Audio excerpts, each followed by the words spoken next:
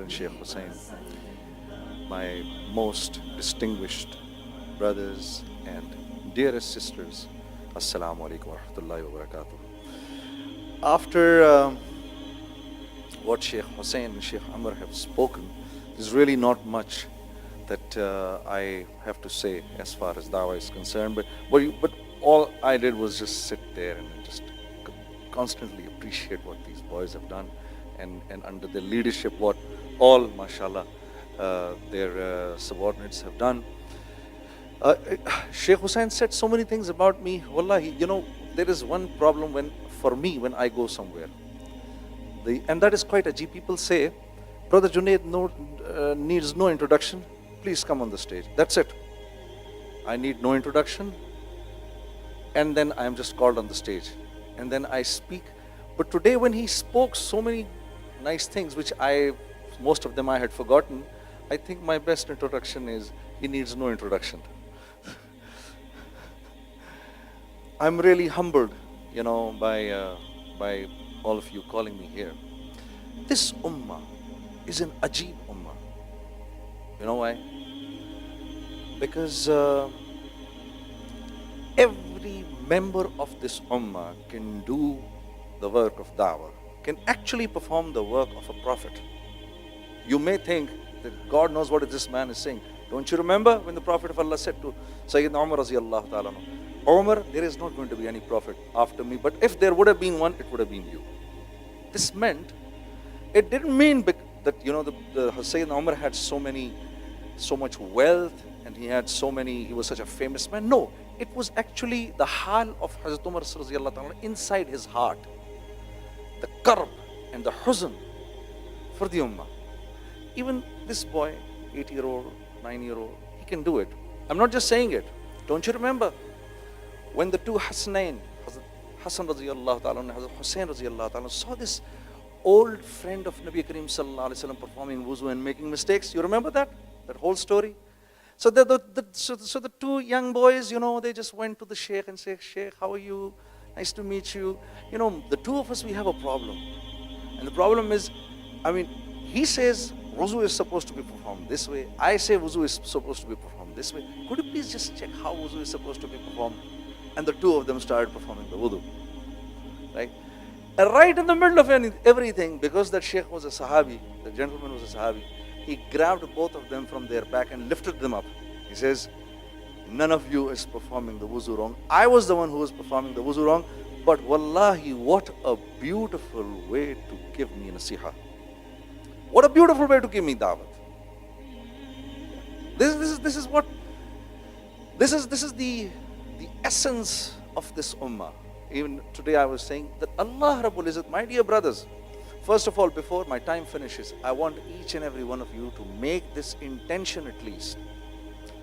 Make this intention, because the Prophet of Allah says, in my ummah, the intention of a mu'min is much better than his amal. So first of all, let all of us make this intention. Oh Allah, please accept me as a source of hidayah for the entire mankind till the day of Qiyamah. Everybody make this intention and say Ameen. You know what's going to happen now? If you have really, my sisters, if you have really made this intention, right?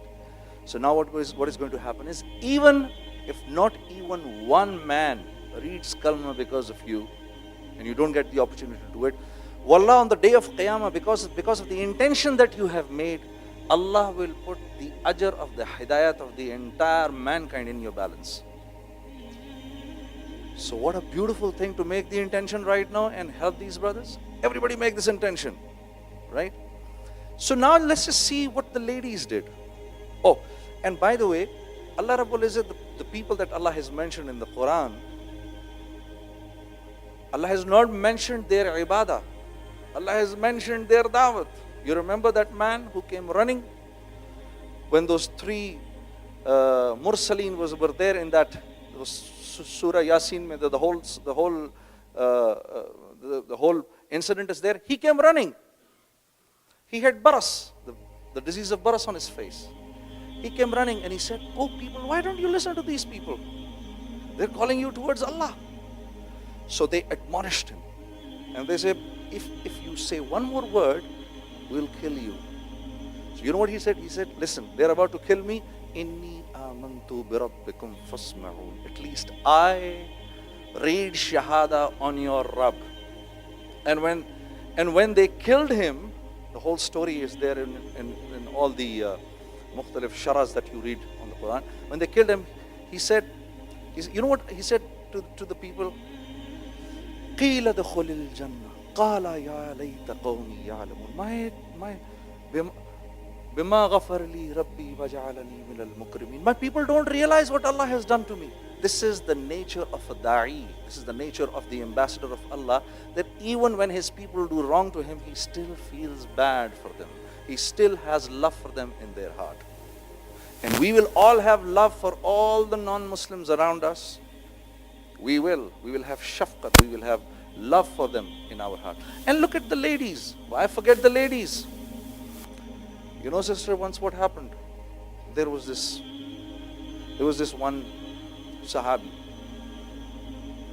The Sahaba were sitting there, and a hungry man comes in, and he says, Ya Rasulullah, I haven't eaten for 9 days, 10 days. So the Prophet of Allah asks, for 3 days, asks from his houses, all the 9 houses, is there anything to eat? There was nothing to eat. Now, my dear sisters, now what happens is that the Prophet of Allah says to the Sahaba, will any one of you take my guest to your house? So Hazrat Sabit bin Qais stands up. And there is another narration that probably Hazrat Abu Talha Ansari got up. But stronger narration is that Hazrat Sabit bin Qais, he stood up, Ya Rasulullah, I'll take him home. And he takes him home. Right? And now he goes, and the first thing he does is, he's not looking for the food. He goes and speaks to his wife. So खाना तो बीवी ने बनाया है, कहाँ रखा है, क्या सारा खा गई, बच्चों को खिला दिया, हाँ? पहले तो ये मालूम करूं. So he goes to the wife, says that, do you know who he is? He is the guest of the Prophet of Allah. And because she was a da'iyah, that woman was a da'iyah. She was also the ambassador of Allah. She must have said, Ahlan wa sahlan, great. So how much is it? But the food is too less. It's only for as much as the children can eat. So the Sabit bin Qais says, listen, put children to sleep. How many mothers can put their children to sleep without feeding them at night? This has to be a mu'minah. This has to be the ambassador of Allah. Right? So they do that. And she puts them to sleep. I just sometimes think, with which heart would she do it? I still remember, when it gets very late at home. These days, because of these pizza deliveries, because they're done too late, you can just do it at 2 o'clock in the morning. So when you're asleep, and I still remember, my little son comes in, and he doesn't wake me up, he wakes his mother. Mama, can I get the delivery for the pizza? And she gets up and she goes in and she takes out the money and gives it to him. And that's when I understand the difference between a father and a mother. Right? So he would dare not come to me at 2 o'clock in the morning.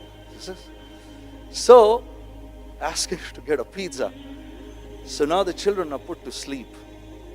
And what happens is, the Sabit bin Qais tells his wife, when you're about to eat, just extinguish this lamp, make an excuse, and by excuse just extinguish it, and you and I will just keep moving our hands so that this man doesn't think that we are the one, he's the one that he's eaten up all the food.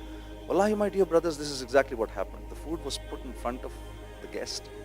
The two of them sat together, extinguished the lamp, and they started moving their hands as if they were eating. That man ate, gave them dua, and left. In the morning, around Fajr time, when Sabit bin Qais came to the masjid, the Prophet of Allah saw him and he had a smile on his face.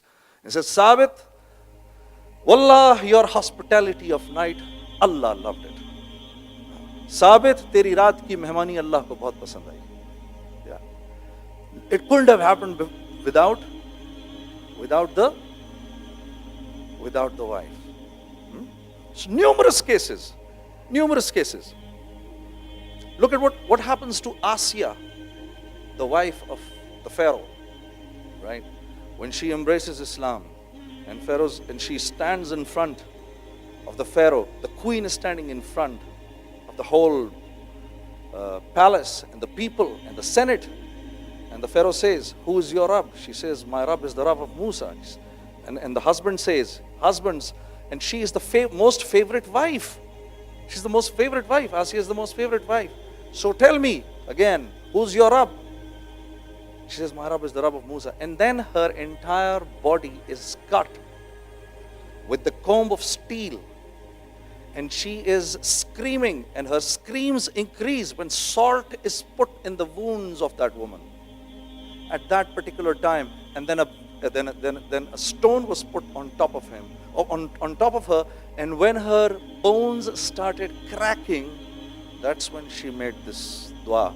وَضَرَبَ اللَّهُ مَثَلًا لِلَّذِينَ آمَنُوا امْرَأَةَ فِرْعَوْنَ. I swear, wallahi, every time I just read this, with what love has the Prophet of Allah is saying, what love is Allah saying to the Prophet? "Oh Prophet, please narrate them the story of the woman of Pharaoh when she was about to die." What did she say? إِذْ قَالَتْ رَبِّ ابْنِ لِي عِنْدَكَ. "Oh Allah, I want a place near you." What a beautiful dua. What an intelligent woman. कितनी ज़हीन औरत थी. What an intelligent woman. عِنْدَكَ بَيْتًا فِي الْجَنَّةِ. I want a house in Jannah, but it has to be near you. It has to be near you. وَنَجِّنِي مِنْ فِرْعَوْنَ وَعَمَلِهِ وَنَجِّنِي مِنَ الْقَوْمِ الظَّالِمِينَ. I can't take it anymore. Just take my ruh. I can't take it anymore. Just get me rid of all of this. What a beautiful dua she made. So my dear brothers, I'm going to be here, inshallah. My brothers are inshallah going to have the fundraiser. Dil khol ke, be as generous as you can. Be as generous as you can, because Allah has asked for both anfusahum wa amwalahum. Both. Allah has asked for our time and Allah has asked for our wealth. So be as generous as you can, even if you cannot go out in the path of Allah. The wealth, the little help that you are going to do financially, you will actually be getting the same ajr as the ajr that boy is getting, who is actually standing in the street, conveying